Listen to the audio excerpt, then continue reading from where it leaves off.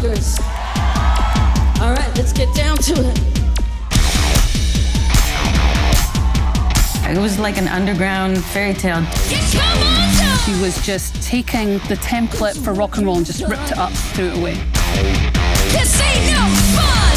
I was just directly speaking about sex, which I think that in the year 2001 isn't so shocking. I did not think Teachers of Peaches go past my bedroom, to be honest.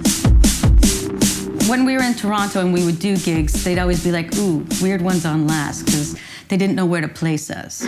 I didn't feel like the mainstream was really mainstream. It wasn't including queer culture. It wasn't including female-identified empowerment. If there are orgies in the backstage of Peaches shows, well, the answer is only occasionally. I'm not interested in anniversary tours, but Teachers of Peaches, the album, changed my life. You have to connect with the audience. Like, this is your moment. And then, check out my fucking ass. Every show had this power that I've never experienced. She says, Jesus walks on water and Peaches walks on you.